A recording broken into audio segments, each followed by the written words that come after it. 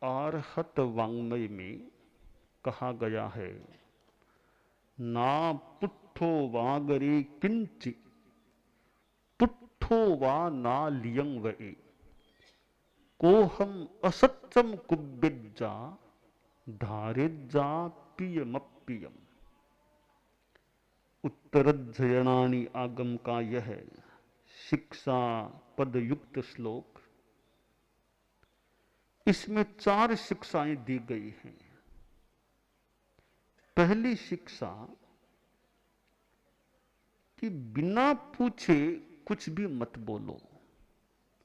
बात सापेक्ष हो सकती है, यानी कोई अपेक्षा भी नहीं, तुम्हें कोई पूछता भी नहीं, तो बिना मतलब बोलना क्यों शुरू करते हो। इसी बात को 10वें आलियम में कहा गया, अपुच्छिओ न भाषज्जा अपृष्टः न भाषेत। बिना पूछे नहीं बोलना चाहिए। हालांकि कहीं कहीं बिना पूछे भी बोलना आवश्यक और उपयोगी होता है, परंतु जहां अपेक्षा नहीं और कोई सामने वाले की ओर से जिज्ञासा भी नहीं, तो वहां आदमी को नहीं बोलना चाहिए, वहां नहीं बोलना अच्छा है। और बिना पूछे न बोलने वाले के काफी वाणी संयम भी हो सकता है। वाणी संयम एक अच्छी साधना है, शांति भी प्राप्त हो सकती है, यथार्थ भाषण से भी बचा जा सकता है, अपनी शक्ति को व्यर्थ व्यय को प्राप्त होने से बचाया जा सकता है, और अनावश्यक हमारे बोलने से दूसरों को होने वाले कष्टदान से भी बचा जा सकता है। तो वाणी संयम का हम सभी को जितना कर सके अभ्यास प्रयास करना चाहिए। और बोलना हो तो शास्त्रकार ने कहा, पुट्ठो वा नालियम वे, पूछा जाए और बोलना अपेक्षित भी हो तो झूठ न बोले। बहुत बहुत बहुत ऊंची बात है झूठ न बोलना। जिंदगी में लंबा जीवन काल हो, व्यवहार की दुनिया में जीना हो, झूठ बोले बिना आदमी रह जाए, बहुत बहुत कठिन है और बहुत बहुत ऊंची बात भी है। अभी साध्वी वरिया ने अपने वक्तव्य में एक कहानी या घटना सुनाई तो मेरे मन में थोड़ी सी एक विचारणा हुई। साध्वी वरिया ने वो सेठ की बात सुनाई कि यानी जाओ लाख रहो साख। तो मन में यह आया, यूं तो ऊंची बात है ही कि साख को रखने के लिए माल को भी मानो बलिदान कर दिया, माल का ऊंची बात तो है। इससे भी और ऊंची बात क्या हो सकती थी। यानी सेठ ने मृषावाद का तो प्रयोग जाने अनजाने कर ही लिया ना।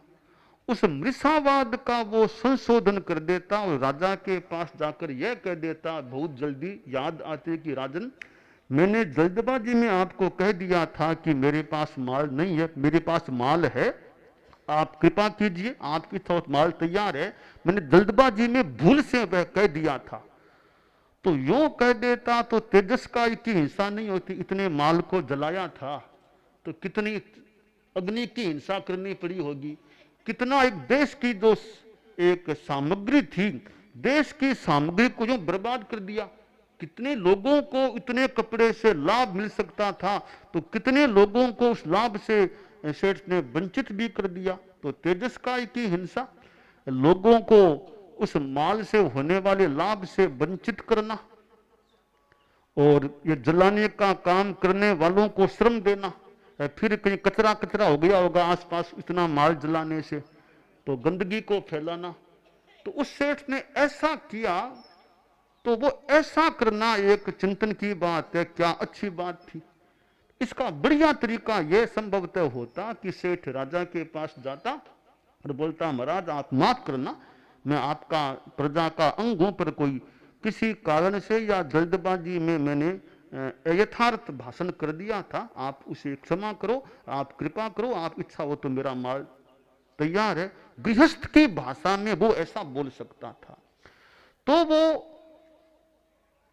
साख के लिए लाख को गमाने की अपेक्षा साख को रखना ही था, तो बात का संशोधन कर देता, मिथ्या में दुक्कड़म ले लेता और असत्य भाषण का ज्यादा से ज्यादा प्रायश्चित कर लेता, इतना कर लेता तो कितने अलाभ से कितने नुकसान से बचा जा सकता था। तो खैर साध्वी वर्जा ने तो जैसा पढ़ा होगा, जैसा वैसे बताया, अच्छा बताया है, पर वो मेरे मन में एक विचार जागा कि उस सेठ के लिए विचार जागा, सेठ को यह सोचना चाहिए था कि मैं माल को जलाए बिना अपनी बात राजा के पास पहुंचा दूं, माल भी न जले, लोगों को लाभित होने से वंचित भी न होना पड़े और मेरी साख वाली बात भी रह सके। तो ऐसा चिंतन करना सेठ के लिए मेरे हिसाब से ज्यादा अच्छा हो सकता था। तो खैर मैं यह बता रहा था कि पुट्ठो व नालियम भाई, पूछे जाने पर आदमी अलीक भाषा, झूठ भाषा से बचे, पर यह बहुत ही कठिन काम है झूठ से बचना। तो जितना हम बच सके, हम मतलब आप लोग जितना बच सके, तो हम तो साधु लोगों के तो जिंदगी भर का नियम है मृषावाद बिरमण सर्व था। हालांकि साधु से भी कई बार प्रमाद हो सकता है, फिर भी हम साधुओं की बात एक बार छोड़ दें। गृहस्थों के लिए कठिन तो है ही यह मृषावाद को छोड़ना, परंतु जितना हो सके प्रयास करके झूठ बोलने से आदमी को बचना चाहिए। तीसरी शिक्षा श्लोककार ने दी है, को हम असत्यम कुब्यजा, गुस्से को असत्य करो, गुस्से को अनस्तित्व की ओर ले जाओ। सत्य अस्तित्व, सत्ता अस्तित्व, असत्य अनस्तित्व में ले जाओ। गुस्से को विफल करो, असफल करो। मान लो कोई प्रसंग आया, मन में थोड़ा गुस्सा आना शुरू हो गया। अब गुस्सा मन ही मन आने लग गया, अब मन में ही है, तब तक तो वो अंदर है।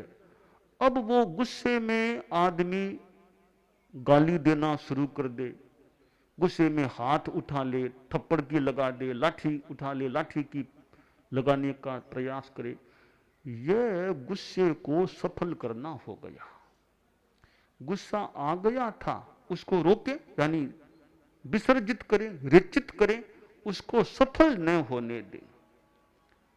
सीमा पर से कोई घुसपैठिए आने का प्रयास करें तो जवान लोग उनकी घुसपैठ को असफल करने का प्रयास कि भी अंदर कैसे घुसे, थोड़े आ गए तो तत्काल उनको वापिस करो, अपना जो करना उसको वे लोग करते हैं, यानी उनको असफल करने का प्रयास करते हैं। यह गुस्सा भी एक सीमा पार का घुसपैठिया है। यह घुसता है या उभरता है, तो हम इसको अपने आध्यात्मिक तरीके से विफल असफल करने का प्रयास करें, यह काम्य है। गुस्सा भी न आए बड़ी कठिन बात है। कितने लोग दुनिया में होंगे जिन्हें गुस्सा नहीं आता है, भले मात्रा में थोड़ा आए। जो छठे गुणस्थान तक के लोग हैं उनमें कितने मिलेंगे जिनको गुस्सा नहीं आता है। हाँ, अल्प मात्रा में आए, ज्यादा न आए। जिसको गुस्से की आदत पड़ गई है उसको प्रयास जितना कर सके करना चाहिए कि गुस्सा कितना शांत रह सकता है। गुस्से को भी एक तरह का नशा कहा जा सकता है। गुस्सा भी नशा है, एक तरह का नशा है। परम पूज्य गुरुदेव तुलसी का फरमान, छोड़ो क्यों को क्रोध थारी आँखा में लोहीरो फाने छोड़ो क्यों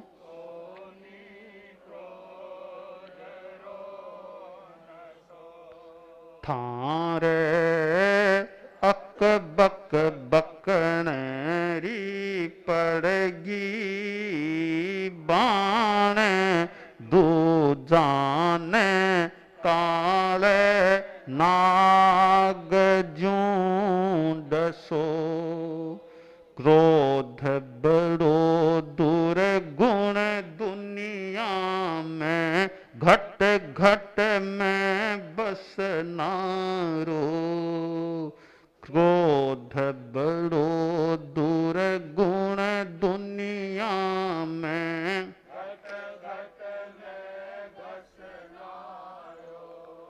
जिन घट में नहीं क्रोध निवासी जिन घट में नहीं क्रोध निवासी वो नर जगत सीतारो छोड़ो क्यों कोनी क्रोध थारी आँखा में लोहीरो फाने क्यों कोनी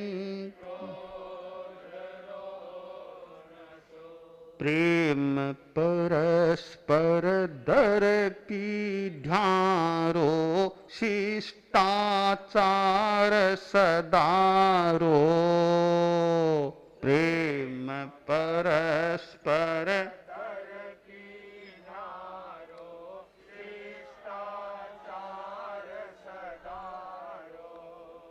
क्षीण भर में तिणख ज्यों तोड़े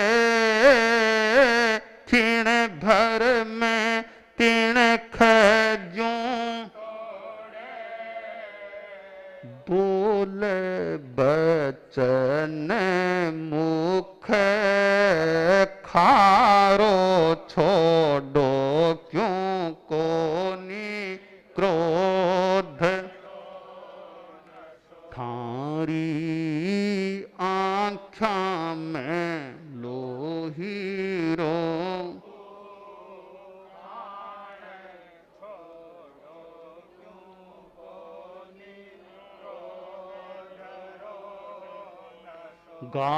गाड़ीवान कठै स्यों ल्यासी मांग मधुर बचन गाड़ीवान कठै स्यों ल्यासी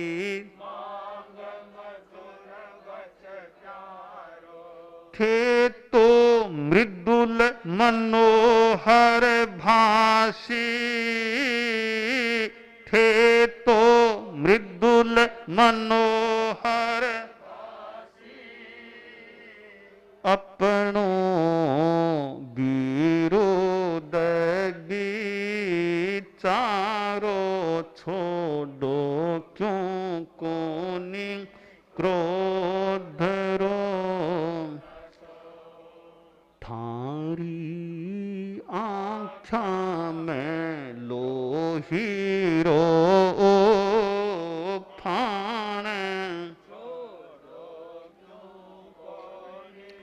क्रोध रो थारे अक बक बकनरी पड़गी बाण दूजान काले नाग ज्यों डसो। तो ये गुस्से पर हम नियंत्रण करने का यथासंभव यथोचित प्रयास करें, यह काम्य है।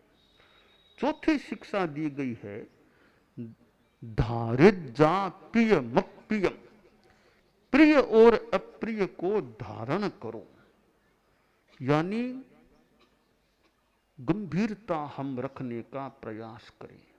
प्रियता की स्थिति आ गई, कभी अप्रियता की भी आ गई, झटपट तत्काल प्रतिक्रिया से बचना चाहिए। प्रिय आ गई, ठीक है, हम शांत रहने का प्रयास रखें। अप्रिय स्थिति आ गई तो भी शांत रहने का प्रयास करें, यानी उबले नहीं, तत्काल उभार न आए, अधीर न बने। काच कथीर अधीर नर, कश्या न उपजय प्रेम, कसनी तो धीरा सहे, कह हीरा कहे। कांच पड़ा है, कोई पत्थर कांकरा फेंके, कांच फूट सकेगा? अधीर आदमी को थोड़ा कुछ डांट के देखो, उसका पोत सामने आ जाएगा, या तो वापिस सामने बोलना शुरू कर देगा, या आंखों से आंसू टपकने शुरू हो जाएंगे। आंसू तो फिर भी कोई खास बात नहीं, पर सामने वापिस हिंसा में आ जाए वो अश्लाघ्य है। तो हम प्रिय और अप्रिय स्थितियों को धारण करने का प्रयास करें, गम खाने का प्रयास करें। परिवार में आप लोग रहते हैं, अनेक सदस्य साथ में रहते हैं, छोटी मोटी बात कभी हो सकती है, उसको सहन करना चाहिए। कभी किसी ने कुछ कह दिया तो कह दिया, कई बार बड़ों को भी सहना होता है।